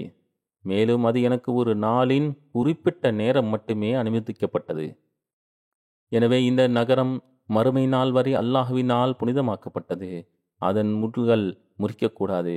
அதன் வேட்டை விலங்குகள் அச்சுறுத்தப்படக்கூடாது, அதாவது அது பயப்படுத்தப்படக்கூடாது. விழுந்த எந்த பொருளையும் அதை அடையாளம் காணக்கூடியவரை தவிர வேறு யாரும் எடுக்கக்கூடாது. அதன் புல் வெட்டப்படக்கூடாது. ஹஸ்ரத் அப்பாஸ் ரதியல்லாஹு அன்ஹு அவர்கள் கூறினார்கள், யா ரசூலுல்லாஹ் ஸல்லல்லாஹு அலைஹி வஸல்லம், அத்ஹருக்கு விதிவிலக்கு அளிக்கவும். அத்ஹர் ஒரு வகை புல் ஆகும். ஏனென்றால் அது அவர்களின் கைவீனர்களுக்கு பயனுள்ளதாக இருக்கும். மேலும் அது அவர்களின் வீடுகளுக்கு தேவை. அத்ஹரை தவிர என்று கூறினார்கள். பெருமானார் ஸல்லல்லாஹு அலைஹி வஸல்லம் அவர்கள் கூறினார்கள், சரி, உங்கள் நோக்கங்களுக்காக அதை நீங்கள் வெட்டலாம். ஹஜ்ரத் அபூ ஹுரைரா ரலியல்லாஹு அன்ஹு அவர்கள் அறிவிக்கின்றார்கள், அல்லாஹ் தன் தூதருக்காக மக்காவை வென்றபோது அன்னார் ஸல்லல்லாஹு அலைஹி வஸல்லம் அவர்கள் மக்களின் மத்தியில் எழுந்து நின்று அல்லாஹ்வை புகழ்ந்து, பின்னர் நிச்சயமாக அல்லாஹ் மக்காவை யானைகளின் படைகளிடமிருந்து பாதுகாத்து தன் தூதரையும் நம்பிக்கையாளர்களையும் அதன் மீது வெற்றி பெற செய்தான் என்று கூறினார்கள். எனக்கு முன் யாருக்கும் இது அனுமதிக்கப்படவில்லை. மேலும் அது எனக்கு ஒரு குறிப்பிட்ட நேரம் அனுமதிக்கப்பட்டது. மேலும் எனக்கு பிறகு யாருக்கும் இது அனுமதிக்கப்படாது. அதாவது மக்கா வெற்றியில் ஒரு நாள் சண்டையிடும் நேரம் உள்ளது. எனவே அது எனக்கு ஒரு குறுகிய காலத்திற்கு அனுமதிக்கப்பட்டது. அதன் பிறகு யாருக்கும் இது அனுமதிக்கப்படாது. எனவே அதன் இரையை விரட்டவோ, அதன் முட்கள் உடைக்கப்படவோ, அதன் விழுந்த பொருட்களை அதை அறிவிப்பவரை தவிர வேறு யாருக்கும் அனுமதிக்கப்படவோ கூடாது. மேலும் யார் கொல்லப்பட்டாலும் அவருக்கு 2 விஷயங்கள் உள்ளன: அவரை மீட்டுக்கொள்ள அல்லது பழிவாங்க. மேலும் யார் கொல்லப்பட்டாலும் அவருக்கு 2 விஷயங்கள் உள்ளன. ஒன்று, அதற்கான ஃபிதியா கொடுத்து மாற்றிக்கொள்வது அல்லது பழிவாங்குதல். ஹஜ்ரத் அப்பாஸ் ரலியல்லாஹு அன்ஹு அவர்கள் கூறினார்கள், அதுஹர் தவிர, ஏனென்றால் நாங்கள் அதை எங்கள் கல்லறைகளிலும் எங்கள் வீடுகளிலும் பயன்படுத்துகிறோம். அல்லாஹ்வின் தூதர் ஸல்லல்லாஹு அலைஹி வஸல்லம் அவர்கள் அதுஹர் புல்லை தவிர அதை வெட்டுவது சரிதான் என்று கூறினார்கள். அபூ ஷா வந்து எழுந்து நின்றார். அவர் யமன் மக்களில் ஒருவர் ஆவார். யா ரசூலுல்லாஹ், எனக்காக எழுதுங்கள் என்று கூறினார். ரசூலுல்லாஹி ஸல்லல்லாஹு அலைஹி வஸல்லம் அவர்கள் அபூ ஷாவுக்காக எழுதுங்கள் என்று கூறினார்கள். அறிவிப்பாளர் கூறுகிறார், எனக்காக எழுதுங்கள், அல்லாஹ்வின் தூதரே எனக்காக எழுதுங்கள் என்று அவர் என்ன சொன்னார் என்று நான் அபூ ஷாவிடம் கேட்டேன். அவர் கூறினார், நீங்கள் அல்லாஹ்வின் தூதராகிய ஆற்றிய அவர்களுடைய உரையை எழுதி அவருக்கு கொடுங்கள். எனவே அவர் அதை எழுதி வைத்தார். சீரத்து இப்னுல் ஹிஷாமில் ரசூலுல்லாஹி ஸல்லல்லாஹு அலைஹி வஸல்லம் அவர்கள் காபாவின் வாசலில் நின்று, வணக்கத்திற்குரியவன் அல்லாஹ்வை தவிர வேறு யாரும் இல்லை, அவன் ஒருவனே, அவனுக்கு இணையில்லை என்று கூறினார்கள். அவன் தனது வாக்குறுதியை நிறைவேற்றினான். அனைத்து குழுக்களையும் தனியாக தோற்கடித்தான். மக்களே, அனைத்து பெருமை, அனைத்து பழிவாங்கல் மற்றும் அனைத்து இரத்தம் சிந்தலும் என் 2 கால்களுக்கு கீழே போடப்பட்டிருக்கின்றன. ஆனால் காபாவின் சாவியை எடுத்து செல்லும் சேவையும் ஜம்சம் தண்ணீரை கொடுக்கும் சேவையும் ஏற்கனவே இந்த சேவையை பெற்றவர்களுக்கு மட்டுமே வழங்கப்படும். மக்களே, தவறுதலாக ஒரு குச்சி அல்லது சாட்டையால் கொல்லப்பட்டால் பிறகு வினை 100 ஒட்டகங்களாகும். குறைஷியர்களே, மூதாதையர்களுக்கு காட்டப்பட்ட அறியாமை காலத்தின் ஆணவத்தையும் பெருமையையும் அல்லாஹ் உங்களிடமிருந்து நீக்கிவிட்டான். இந்த பெருமை இனி இல்லை. எல்லா மக்களும் ஆதமின் சந்ததிகள். ஆதம் மண்ணிலிருந்து படைக்கப்பட்டார். அன்னார் ஸல்லல்லாஹு அலைஹி வஸல்லம் அவர்கள் இந்த வசனத்தை ஓதினார்கள்.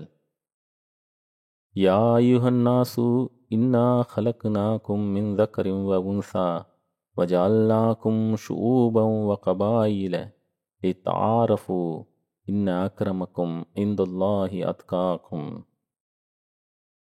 மக்களே, நாம் உங்களை ஆண் பெண்ணிலிருந்து படைத்தோம். நீங்கள் ஒருவரையொருவர் அறிந்து கொள்வதற்காக நாம் உங்களை கோத்திரங்களாகவும் இனங்களாகவும் ஆக்கியுள்ளோம். நிச்சயமாக அல்லாஹ்வின் பார்வையில் உங்களில் கண்ணியமிக்கவர் உங்களில் இறையச்சமிக்கவரே. பின்னர் அன்னார் ஸல்லல்லாஹு அலைஹி வஸல்லம் அவர்கள் கூறினார்கள், குறைஷியர்களே, நான் உங்களுக்கு என்ன செய்ய வேண்டும் என்று நீங்கள் நினைக்கிறீர்கள்? குறைஷியர்கள் கூறினார்கள், நீங்கள் என்ன செய்வீர்களோ அது சிறப்பானதாக இருக்கும் என்று கூறினார்கள். முஸ்லீம்களாக மாறாதவர்கள் அவர்கள். நீங்கள் கண்ணியமான சகோதரர் மற்றும் கண்ணியமான சகோதரர்களின் மகன்கள் ஆவீர்கள். அன்னார் ஸல்லல்லாஹு அலைஹி வஸல்லம் அவர்கள் கூறினார்கள், சரி போங்கள், நீங்கள் அனைவரும் சுதந்திரமானவர்கள். ஒரு அறிவிப்பில் அன்னார் ஸல்லல்லாஹு அலைஹி வஸல்லம் அவர்கள் கூறினார்கள், யூசுஃப் சொன்னது போல் நானும் சொல்வேன். கமா கால யூசுஃபு லா தஸ்ரீப அலைக்குமுல் யௌம் யக்ஃபிருல்லாஹு லக்கும் வஹுவ அர்ஹமுர் ராஹிமீன். நான் அதையே கூறுவேன் யூசுஃப் கூறியதாகும். இன்றைய நாள் உங்கள் மீது எவ்வித குற்றச்சாட்டும் இல்லை. அல்லாஹ் உங்களை மன்னித்து விடுவான். அவன் கருணை செய்பவர் எல்லாரையும் விட மிக அதிகமாக கருணை செய்பவன் ஆவான். பொது மன்னிப்பு அறிவிப்பை கேட்ட மக்கள் தங்கள் கல்லறைகளிலிருந்து வெளியே வந்து இஸ்லாத்தில் நுழைந்தது போல் வெளியே வந்தனர். இதை கேட்டவுடன் அவர்கள் உடனடியாக இஸ்லாத்தை ஏற்றுக்கொள்ளத் தொடங்கினர். ஹஜ்ரத் முஸ்லிமோர் ரலியல்லாஹு அன்ஹு மக்கா மக்களின் மன்னிப்பு குறித்து இந்த சம்பவத்தை இவ்வாறு விவரிக்கிறார்கள். அன்னா ஸல்லல்லாஹு அலைஹி வஸல்லம் பேசி முடித்ததும் மக்கா மக்கள் அவருக்கு முன் கொண்டு வரப்பட்டதும் அன்னா ஸல்லல்லாஹு அலைஹி வஸல்லம் அவர்கள், மக்கா மக்களே, அல்லாஹ்வின் அடையாளங்கள் எவ்வாறு வார்த்தைக்கு வார்த்தை நிறைவேறியுள்ளன என்பதை பார்த்தீர்களா? இப்போது சொல்லுங்கள், உங்கள் அநீதிக்கும் ஏக இறைவனை வணங்கும் ஏழை அடியாறுகளுக்கும் நீங்கள் செய்த தீமைக்கும் என்ன வெகுமதி கிடைக்கும்? மக்கா மக்கள், யூசுப் தனது சகோதரர்களுக்கு செய்த அதே நடைமுறையை நாங்கள் உங்களிடம் எதிர்பார்க்கிறோம் என்றார்கள். மக்கா வெற்றிக்கு 10 ஆண்டுகளுக்கு முன்பு சூரா யூசுஃபில் அல்லாஹ் முன்னறிவித்து கூறிய வார்த்தைகள், யூசுப் தனது சகோதரர்களை நடத்தியது போலவே நீங்களும் மக்கா மக்களை நடத்துவீர்கள் என்று மக்கா மக்களின் வாயிலிருந்து வெளிவந்தது அல்லாஹ்வின் வல்லமையாகும். எனவே நபி ஸல்லல்லாஹு அலைஹி வஸல்லம் அவர்கள் யூசுப் அலைஹிஸ்ஸலாம் அவர்களை போன்றவர் என்றும், ஹஸ்ரத் யூசுப் அலைஹிஸ்ஸலாம் போலவே இறைவன் அவருக்கு தனது சகோதரர்கள் மீது வெற்றியை கொடுத்தான் என்றும் மக்கா மக்களின் வாயிலிருந்து உறுதிப்படுத்தப்பட்ட போது அவர் மேலும் அறிவித்தார், அல்லாஹ் லா தஸ்ரீப அலைக்குமுல் யௌம், இறைவன் மீது ஆணையாக இன்று உங்களுக்கு எந்த தண்டையும் வழங்கப்படாது, நீங்கள் கண்டிக்கப்படவும் மாட்டீர்கள். ஹதரத் மசீம் அலைஹிஸ்ஸலாத்து வஸ்ஸலாம் அவர்கள் கூறுகிறார்கள், தூய நபி ஸல்லல்லாஹு அலைஹி வஸல்லம் அவர்கள் மக்காவை கைப்பற்றிய போது அனைத்து காஃபிர்களும் கைது செய்யப்பட்டு அன்னா ஸல்லல்லாஹு அலைஹி வஸல்லம் முன் நிறுத்தப்பட்டனர். காஃபிர்களே தங்கள் கடுமையான குற்றங்களுக்காக கொல்லப்பட வேண்டியவர்கள் என்றும் அவர்கள் தங்களை உமது கருணைக்கு ஒப்படைத்தவர்கள் என்றும் ஒப்புக்கொண்டார்கள். எனவே நீங்கள் அவர்கள் அனைவரையும் மன்னித்தீர்கள். இந்த சந்தர்ப்பத்தில் இஸ்லாத்தை மன்னிப்புக்கான ஒரு நிபந்தனையாக கூட வைக்கவில்லை. இருப்பினும் இந்த உன்னதமான நடத்தையை கண்டதும் அந்த மக்கள் தானாகவே முஸ்லீமாக மாறினர். பின்னர் வாக்களிக்கப்பட்ட மசீஹ் அலைஹிஸ்ஸலாம் அவர்கள் மற்றொரு இடத்தில் கூறுகிறார்கள், அக்கால சூழ்நிலையை பார்க்கும்போது அல்லாஹ்வின் தூதர் ஸல்லல்லாஹு அலைஹி வஸல்லம் அவர்களின் ஒழுக்கத்தின் ஆற்றலின் சிறப்பு நமது நினைவுக்கு வருகிறது. அவருக்கும் அவரது ஆதரவாளர்களுக்கும் முழு அதிகாரமும் இருந்த சூழ்நிலையில் எதிரிகள் ஏற்படுத்திய துன்பங்களின் அளவும் அவர்களை அன்னா ஸல்லல்லாஹு அலைஹி வஸல்லம் நடத்திய விதமும் அவரது உன்னதத்தையும் உயர்வையும் காட்டுகிறது. பெருமானா ஸல்லல்லாஹு அலைஹி வஸல்லம் மற்றும் அன்னாரது அர்ப்பணிப்புள்ள ஊழியர்களுக்கும் என்னென்ன துன்பங்களை எல்லாம் அபுஜஹிலும் அவனது மற்ற கூட்டாளிகளும் ஏற்படுத்தினார்கள். ஏழை முஸ்லிம் பெண்களை ஒட்டகங்களில் கட்டி வைத்து எதிர் திசையில் ஓடச் செய்தார்கள். அவர்கள் துண்டாக்கப்பட்டார்கள். அவர்கள் 2 பகுதிகளாக பிரிக்கப்பட்டார்கள். லா இலாஹ இல்லல்லாஹ் என்ற வார்த்தையை கூறியதன் காரணத்தினாலா, அதனுடைய பாவத்திற்காகவா? அன்னா ஸல்லல்லாஹு அலைஹி வஸல்லம் அதை எதிர்கொண்டு பொறுமையுடனும் சகிப்புத்தன்மையுடனும் நடந்து கொண்டார்கள். மக்கா வெற்றி பெற்ற போது அன்னா ஸல்லல்லாஹு அலைஹி வஸல்லம் அவர்களை மன்னித்து லா தஸ்ரீப அலைக்குமுல் யௌம் என்று கூறினார்கள். வேறு எந்த நபியிலும் காணப்படாத ஒரு உயரிய நல்லொழுக்கம் இது. அல்லாஹும்ம ஸல்லி அலா முஹம்மதின் வாலி முஹம்மது. பின்னர் அன்னார் அலைஹிஸ்ஸலாம் அவர்கள் கூறுகிறார்கள், அன்னா ஸல்லல்லாஹு அலைஹி வஸல்லம் மக்காவை வென்றபோது தாங்கள் விரும்பினால் மக்காவில் தங்களுக்கு வலியை ஏற்படுத்திய அனைத்து மக்களையும் படுகொலை செய்திருக்கலாம். ஆனால் இரக்கம் காட்டி லா தஸ்ரீப அலைக்குமுல் யௌம் என்று கூறினார்கள். அவர்களின் மன்னிப்பு என்பது அனைவரும் முஸ்லிம்களாக மாறியதை குறிக்கிறது. இப்போது எந்த நபியிடமும் இவ்வளவு சிறந்த மற்றும் உன்னதமான ஒழுக்க குணம் காணப்படுகிறதா? நிச்சயமாக இல்லை. தங்களின் சிறப்பு நண்பர், அன்பிற்குரியவர்கள் மற்றும் தோழர்களுக்கு கடுமையான துன்பத்தை ஏற்படுத்தி மன்னிக்க முடியாத தீங்கு விளைவித்தவர்களை அவர்களை தண்டிக்கும் சக்தியையும் அதிகாரத்தையும் பெற்ற பிறகு அன்னா ஸல்லல்லாஹு அலைஹி வஸல்லம் அவர்கள் உடனடியாக அவர்களை மன்னித்தார்கள். அவர்கள் தண்டிக்கப்பட்டிருந்தால் அது முற்றிலும் நியாயமானதாகவும் நீதியாகவும் இருந்திருக்கும்.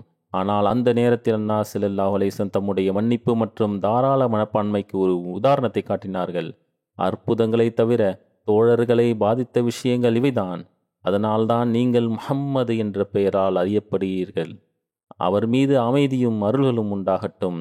பூமியிலும் அதேபோல் வானத்திலும் நீங்கள் புகழப்பட்டீர்கள். வானத்திலும் நீங்கள் முஹம்மது ஆவீர்கள். இந்த பெயர் உலகிற்கு ஒரு முன்மாதிரியாக அல்லாஹ்வால் உங்களுக்கு வழங்கப்பட்டது. ஒரு நபர் தனக்குள் இந்த வகையான ஒழுக்க குணத்தை வளர்த்து கொள்ளாவிட்டால், அன்னார் அலைஹிஸ்ஸலாம் அவர்கள் கூறுகிறார்கள், ஒரு நபர் தனக்குள் இந்த வகையான ஒழுக்க குணத்தை வளர்த்து கொள்ளாவிட்டால் எந்த பயனும் இல்லை. ஒரு நபர் நபி ஸல்லல்லாஹு அலைஹி வஸல்லம் அவர்களின் ஒழுக்கங்களையும் நடத்தையையும் ஏற்றுக்கொண்டு அதை தனது வழிகாட்டியாகவும் ஆக்கிக்கொள்ள விட்டால் எந்த பயனும் கிடையாது. அல்லாஹும்ம ஸல்லி அலா முஹம்மதின் வாலி முஹம்மது. மீதமுள்ள விவரங்கள் நான் பின்னர் கூறுவேன். இந்த நேரத்தில் வஃபாத்தான 2 மர்ஹூம்கள் குறித்த குறிப்பை நான் கூற விரும்புகின்றேன். அவர்கள் ஜனாசாவையும் நான் பின்னர் தொழ வைப்பேன். முதலாவது மறைந்த சையத் மௌலூத் அஹமத் சாஹிப் மனைவி சையதா லுபனா அஹமத் சாஹிபா அவர்களுடையதாகும். அவர் சமீபத்தில் 71 வயதில் காலமானார்கள். இன்னா லில்லாஹி வ இன்னா இலைஹி ராஜிஊன். அல்லாஹ்வின் அருளால் மூசியாக இருந்தார்கள். அவர் ஒரு நல்ல பெண்மணியாக இருந்தார்கள். மர்கசி அடிப்படையில் அல்ல, ஆனால் தனது வட்டாரத்திலும் தனது வட்டத்திலும் லஜ்னா சார்பாக சமூக சேவையில் பணியாற்றும் வாய்ப்பை பெற்றார்கள். அவர்கள் சாஹிப்ஜாதா அமத்துல் ஹக்கீம் பெகம் சாஹிப் மற்றும் சையத் தாவூத் முபஷிர் ஷா சாஹிப் ஆகியோரின் மகனான சையத் மௌலூத் அஹமத் சாஹிபை மணந்தார்கள். அவர்களின் திருமணத்தை ஹசரத் 3வது ஹலிஃபத்துல் மசி அவர்கள் நடத்தினார்கள். ஏனென்றால் அதில் சில அறிவுரைகளும் உள்ளன. நான் நிக்காவின் சில வார்த்தைகளையும் கூறுவேன். ஹசரத் ஹலிஃபத்துல் மசி 3வது அவர்கள் இவை இன்றைய உறவுகளுக்கும் நன்மை பயக்கும் என்று கூறுகின்றார்கள். திருமண உறவுகள் ஒரு மரத்தின் முடிச்சு போன்றது. அதை ஆரம்பத்தில் மிகவும் கவனமாக பராமரிக்க வேண்டும். குர்ஆனின் வழிகாட்டுதலின்படி இந்த முடிச்சு உண்மையான மற்றும் நேர்மையான முறையில் பிணைக்கப்பட வேண்டும். பின்னர் அது பாதுகாக்கப்படும். இதற்கான பொறுப்பு கணவன் மனைவி மீது மட்டுமல்ல, அவர்களின் குடும்பங்கள், அவர்களின் சுற்றுச்சூழல் மற்றும் அவரின் நண்பர்கள் மீது விழுகிறது. ஏனெனில் பல பிரச்சனைகள் தப்பெண்ணங்களின் விளைவாகும், அல்லது அவை புறம் பேசுதலின் விளைவாகவோ அல்லது பொறுமையின்மையின் விளைவாகவோ அல்லது கோபத்தின் விளைவாகவோ எழுகின்றன. மேலும் உண்மையின் வார்த்தை அவற்றை தடுக்க மிகவும் வலுவான நூலாக உள்ளது. பின்னர் கூறுகிறார்கள், அல்லாஹ் விரும்பினால் இந்த நேரத்தில் நான் அறிவிக்கும் திருமணம் 2 குடும்பங்களுக்கும் மிகவும் அருளுக்குரியதாக இருக்கும் என்று கூறியிருந்தார்கள். இது ஜமாத்திற்கும் அருளுக்குரியதாக இருக்கட்டும், மனிதகுலத்திற்கும் அருளுக்குரியதாகட்டும், மேலும் மார்க்க தொண்டர்களிலிருந்து வந்தவர்களாக இருக்கட்டும். ஏனென்றால் ஹஜரத் 3வது ஹலிஃபத்துல் மசி அவர்கள் மதிப்பிற்குரிய லுபனா சாஹிபாவின் இந்த வார்த்தைகளை அவரது உறவுகளுக்கு ஆதரவாக நிறைவேற்ற முயன்ற ஒரு உறவும் இருந்தது என்று நான் சொல்ல முடியும். பின்னர் நீங்கள் இன்று என் தங்கை அமத்துல் ஹக்கீம் சாஹிபா மற்றும் சையத் தாவூத் முபஷிர் ஷா சாஹிப் மகன் மௌலூத் அஹமத், சையத் மௌலூத் அஹமது மற்றும் டாக்டர் சையத் குலாம் முஸ்தபா சாஹிப்பின் மகள் அவளை திருமணம் செய்து கொள்கின்றேன் என்றும் அன்று கூறியிருந்தார்கள். பின்னர் டாக்டர் சாஹிப் அவர் ஒரு வாக்கிஃபே ஜிந்தகி மருத்துவராக இருந்ததால் ஆப்பிரிக்காவில் தங்கினார். ஆரம்பத்தில் நுஸ்ரத் ஜஹான் அறிவிக்கப்பட்ட போது அவர் ஆரம்பகால வாழ்வை அர்ப்பணம் செய்த மருத்துவர்கள் ஒருவராக இருந்தார். ஹஜரத் 3வது ஹலிஃபத்துல் மசி அவர்கள் அவரை டாக்டர் சாஹிப் என்று குறிப்பிட்டிருந்தார்கள். அவர் மேற்கு ஆப்பிரிக்காவில் வக்ஃப் செய்த மருத்துவராக பணியாற்றிய ஆரம்பகால மருத்துவர்கள் ஒருவர் ஆவார். அல்லாஹ் அவரது துவாவை கேட்டு அவருக்கு குணமளிக்கும் திறனை, அந்த பாக்கியத்தை அருளினான். மேலும் மிகவும் வெற்றிகரமான அறுவை சிகிச்சை நிபுணராக இருந்தார்கள். அவர் கானாவிலும் பின்னர் நைஜீரியாவிலும் தொடர்ந்து பணியாற்றினார்கள். சையதா லுபனா சாஹிபாவின் மகன் சையது சவுத் அஹமது ஒரு வாழ்வை அர்ப்பணம் செய்தவர் மற்றும் தற்போது ஃபஸ்லே உமர் மருத்துவமனையின் நிர்வாகியாக உள்ளார். என் தாத்தா நுஸ்ரத் ஜஹான் திட்டத்தின் கீழ் கானாவில் ஓசோக்கரேக்கு சென்றபோது குடும்பம் முழுமையடைந்ததாக அவர் தனது தாயார் நிலை பற்றி கூறுகிறார். அவரது தாயார் லுபனா சாஹிபா அவருடன் இருந்தார். அவர் சிறியவராக இருந்தார். இது லுபனா சாஹிபாவின் திருமணத்திற்கு முந்தைய சம்பவமாகும். அந்த நேரத்தில் அங்கு எந்த உபகரணமும் இல்லாததுமாக இருந்தது. சில கட்டுகளை வெட்டி கொடுப்பது, வெளிச்சம் இல்லை என்று அவர் கூறுகிறார். மருத்துவர் டார்ச் லைட்டின் வெளிச்சத்தில் அறுவை சிகிச்சை செய்தார். மேலும் இந்த பெண்ணும் ஒரு டார்ச் லைட்டை கையில் ஏந்தி நின்று அந்த வெளிச்சத்தில் மருத்துவர் அறுவை சிகிச்சை செய்ய முடிந்தது என்ற விஷயமும் வருகின்றது. பின்னர் அவர் மிகவும் அன்பானவர் என்றும் தனது சொந்த வழியை மறந்து மற்றவர்களுக்கு சேவை செய்தார் என்றும் எழுதுகிறார்கள். அவர் தனது கணவர், பெற்றோர், மாமியார் மற்றும் அனைவரின் உரிமைகளையும் முழுமையாகவும் உண்மையாகவும் நிறைவேற்றினார். 1986இல் அவர் படிக்கட்டுகளிலிருந்து விழுந்தார். அவருக்கு முதுகுவலி இருந்தது. அதன் பிறகு அவருக்கு புற்றுநோய் வந்தது, நீரிழிவு நோய் இருந்தது. ஆனால் அவர் ஒருபோதும் தனது வலியை வெளிப்படுத்தவில்லை. தனது நோயை மிகுந்த பொறுமையுடன் தாங்கிக் கொண்டு ஆரோக்கியமாக இருப்பது போல் தொடர்ந்து நடந்து வருவார். அவர் தனது குழந்தைகள் மற்றும் பேர குழந்தைகளுக்கு துவாக்களை கற்பிப்பார். குறிப்பாக அவர் தனது பேர குழந்தைகளுடன் வாழ்ந்தபோது அவர்களை தினமும் கவனித்து கொண்டார். அவரது கண் பார்வை பலவீனமடைந்தது. அவர் ஓத முடியாத போது அவர் ஆன்லைனில் குர்ஆன் ஓதுவதை கேட்பார். அவர் தொடர்ந்து கூட்டங்களுக்கு செல்வார். ஒருமுறை ஒருவர், உங்களுக்கு உடல்நிலை சரியில்லை என்றும் நீங்கள் ஏன் ஜமாத் கூட்டத்திற்கு வருகிறீர்கள் என்று கேட்டபோது, கூட்டம் நடந்து கொண்டிருந்தாலும் நான் போகப் போவதில்லை. அது ஒரு ஜமாத் அமைப்பு, நான் அதை கடைபிடிக்க வேண்டும் என்று கூறினார். அவருக்கு ஜமாத் மீது மிகுந்த பற்று இருந்தது. அவர் என் மனைவியின் மைத்துனியாகவும் இருந்தார். இந்த அர்த்தத்தில் அவர் எளிமையானவர் என்பதை என்னால் பார்க்க முடிந்தது. எல்லா வகையான சூழ்நிலைகளும் வாழ்வும் தன்னை சரி செய்து கொள்ளவும் முடியும் என்பதையும் நான் அவர்களை பார்த்திருக்கின்றேன். அவர் தனது மாமியார் உறவையும் நன்றாக கையாண்டார். அல்லாஹ் அவர்களை மன்னித்து கருணை நடந்து கொள்வானாக. அவர்களுக்கு ஒரு மகனும் உள்ளனர்.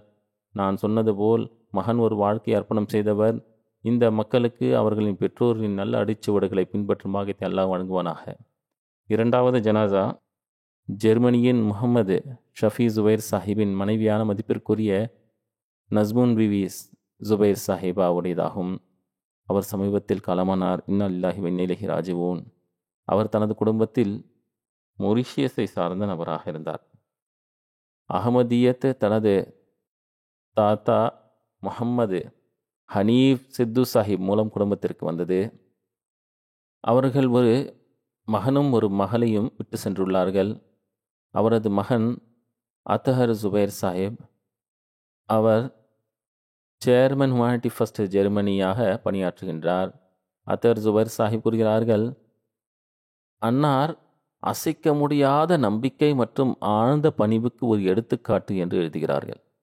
அவர் என்னை வளர்த்த விதமும் அவர் எங்களுக்கு கற்றுக் கொடுத்த விஷயங்களும் மிகவும் வலுவான நம்பிக்கையை கொண்டிருந்தன என்பதை நான் முழுமையாக உறுதியாக சொல்ல முடியும் என்று அவர் கூறுகிறார். அவர் எந்தவிதமான புகாரை பற்றியும் புகார் செய்ததையோ அல்லது புகார் செய்வதையோ நான் கேட்டதில்லை. அவர் கடுமையாக நோய்வாய்ப்பட்ட போது அந்த நேரத்தில் அவருடன் குறிப்பாக இருக்க வாய்ப்பு கிடைத்தது. அவர் சுயநினைவு திரும்பும் போதெல்லாம் தொழுகை பற்றி கேட்பதாகும்.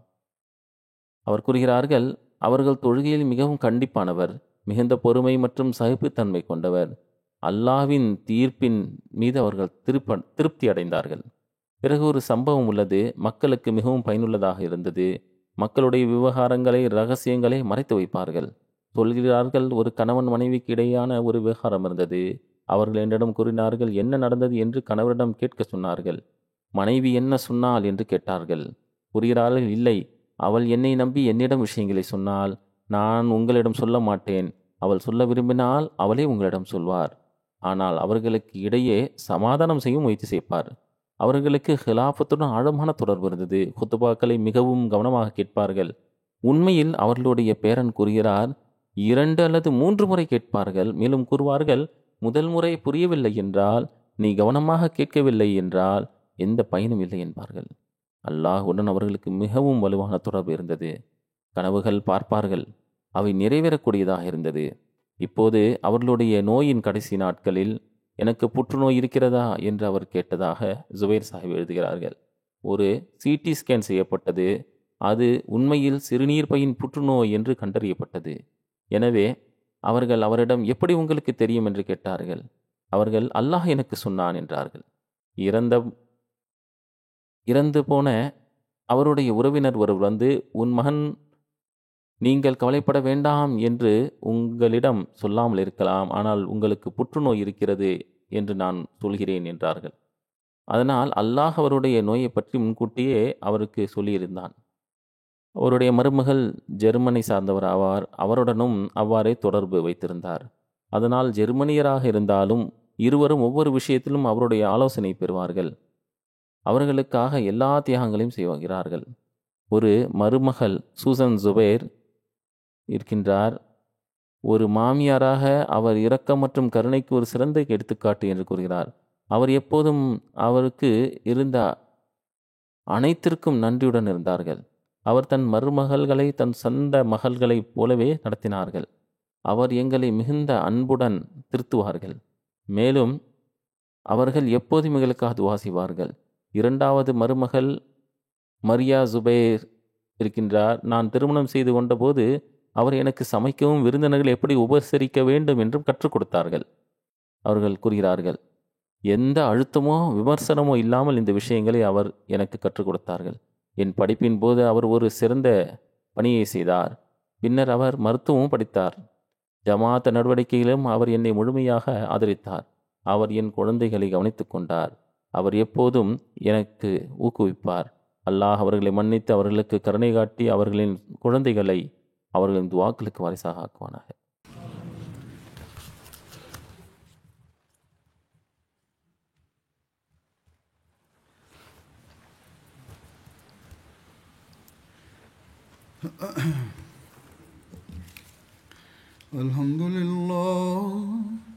Alhamdulillah nahmaduhu wa nasta'inuhu wa nastaghfiruhu wa nu'minu bihi wa natawakkalu alayhi wa na'udhu billahi min shururi anfusina wa min sayyiati a'malina.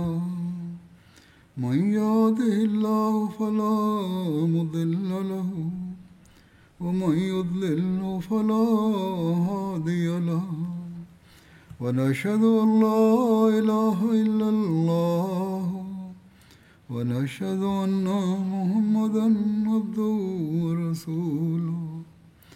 عباد الله رحمكم الله إن الله يأمر بالعدل والإحسان وإيتاء ذي القربى وينهى عن الفحشاء والمنكر والبغي يعظكم لعلكم تذكرون. اذكروا الله يذكركم وادعوه يستجب لكم ولذكر الله أكبر.